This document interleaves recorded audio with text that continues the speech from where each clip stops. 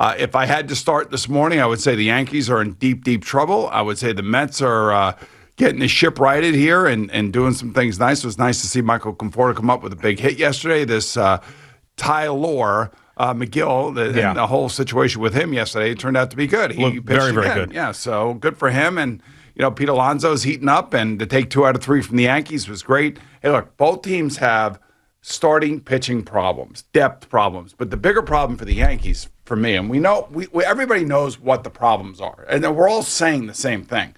We're all saying that they're unathletic, they're driven by analytics, they don't have enough left-handed bats in the lineup, whatever stale. Whatever argument you want to make, you can make. And you could say they don't steal bases, they don't run the bases right. You can make all those arguments too.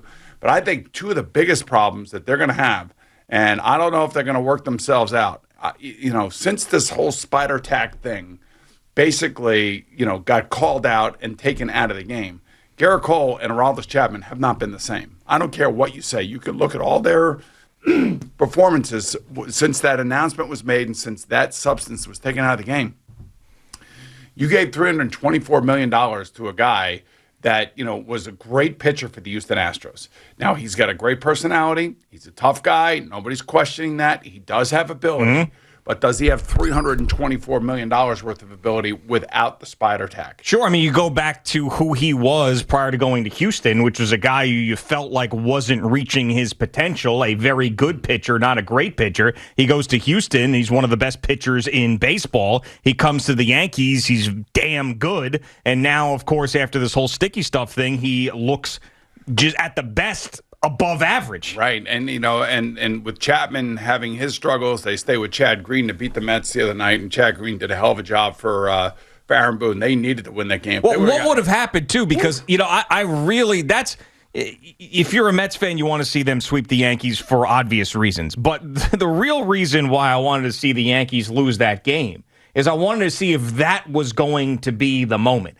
So you get swept. A doubleheader on July 4th. You lose both of those. It's George M. Steinbrenner's birthday, for crying out loud. You got this team that is just completely floundering for what they're supposed to be. Would that have been the rock bottom? We have to do something because if we don't, it looks like we don't care. No, I don't think so, because Jerry and I were talking about this. Hal was going to talk, last week, and he did. I heard him. And he said everything that I thought he was going to say in terms of, laying the blame where he needed to lay it. And, of course, he said we all have to own it. We all have to look at this. We all are a part of it. I don't see them firing Aaron Boone. I really don't. I just don't. I don't even know who the answer would be to fire Aaron Boone. And, whose decision is that? Is that a Brian Cashman, I'm going to fire the manager? Is that Hal Steinbrenner telling Brian Cashman he has to do it? I think it's it's either Brian Cashman goes to Hal Steinbrenner and says, I think I'm going to have to make a change just to make a change, just to see what we could do. And then Hal says, okay with that. Or Hal says to Brian, hey, look, man, this ain't right. We have to do something here. And if we can't get rid of the hitting coach, get rid of the pitching coach, whatever. Doesn't mean anything. It doesn't mean anything. But then again, if you go back to this whole collaboration thing with the analytics and all this other stuff, then Aaron Boone's the right guy, and I just think that there's a lot of problems. And to me, right now, you have your closer and your ace. Both have had major problems since they've taken spider tack out of the game. Yeah, and how about they both get named to the All-Star team right after that performance? It was comedic timing, if anything. Yeah, it's a huge issue. I mean, dude, they have 2 guys that are making over $300 million to $324 million. That's Stanton and that's Garrett Cole. And then you have this high-priced closer who's getting lit up. I mean, lit up, and all of a sudden. Now, closers go through this, and Aroldis Chapman's had moments like this before. He usually ends up on the IL after moments like this. It's always like his MO, But that's not the case right now. So now you got to wonder about the spider tack, the pine tar, whatever it is that they're unable to use. Their spin rates are going down, and they all know that. Everybody in baseball knows that. Hal Steinbrenner knows that. He could say whatever he wants about Garrett Cole being a workhorse and just a competitive guy and everything you want in an ace. But the numbers tell you differently. So this, to me anyway, these are huge questions surrounding these 2 players They got a problem in left field. They got a problem in center field. Their shortstop is not a bona fide top-end defensive shortstop, plus he's not hitting. First base is not hitting at all. He's under 200, Luke Voigt. I mean, there's a number of guys that all have issues here and are all part of the problem.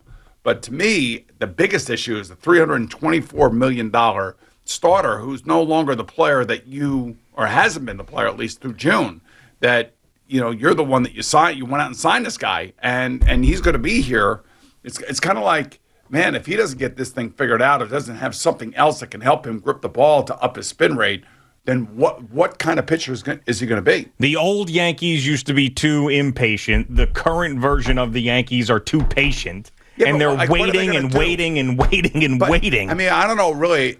And everybody says, oh, they signed Corey Kluber. Yeah, well, you take a flyer on these guys. We took a flyer. There's James Taillon. Jameson Taillon, who goes tonight. Yep. Taijuan Walker for the Mets. I mean, like you have to take flyers on some of these guys. Right. I mean, you just never know when they're coming out of their injury-prone situation and they'll be able to bounce back. And because there is a dearth of starting pitching in the major leagues, every team goes through this. And usually every team goes between 8 and 12 starters at some point in time during the season because there's just not enough starters. And quite frankly, the Yankees starting pitching has gotten worse as opposed to they were pretty good there for a while. And now all of a sudden, June has not been a great month for them. Yeah, if I could get one question answered honestly by those who make the decisions for the Yankees, if I was sitting at a bar off the record, a couple of drinks with Hal Steinbrenner and Brian Cashman, it would be, what is the minimum that you can have this year to not blow the whole thing up? I need to know that. Because we talk about the Yankees going into every season that it's championship or bust because they're the Yankees. But because of the way they started this season, if they roar back in the division, win the division, but then end up losing in the ALDS, is that enough for them to change things? So which is you're at the question you're asking is which team do you have? Do you have that team that started the season that got out to a big lead, or do you have this team that has been middling around 500 and less than 500, lower than 500?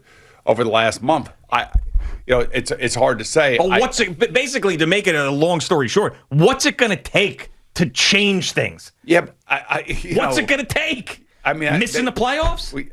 Maybe, but they're stuck right now because they have high-priced guys that are not doing what they're supposed to be doing. That's their closer. That Stanton's having an okay year, not a great year, an okay year, and you also have your high-priced ace on the mound. You have guys that are hurt. You have guys that you haven't seen in a while, whether it be Severino, Herman has not been great. Devi Garcia has not been great. I mean, like you have a lot of issues going on here. Not to mention that they don't play the game the way the game, like we'd all like to see the game played. They want to hit home runs, and they're not hitting collectively home runs. And when they do hit home runs and they do win games that way, it's pretty impressive. But the problem is it's way too inconsistent. I hear people saying, "Oh, you got to trade Judge while he's at his high." I mean, I love Aaron Judge. I mean, to me, Aaron Judge is a foundational player that you brought up through your system that you keep on your team.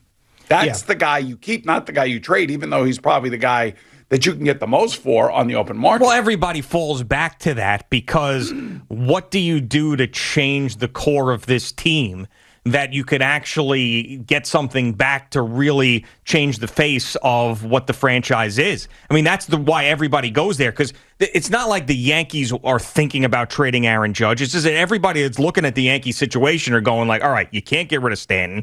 You can't get rid of Cole. Can I say this? You can't do this. You can't do that. Well, if you got rid of Judge, you might be able to get a whole haul back, and then all of a sudden you change your team. At least I know what I have in Aaron Judge, and I think Aaron Judge can be a great Yankee. And he's in the middle of a very good year.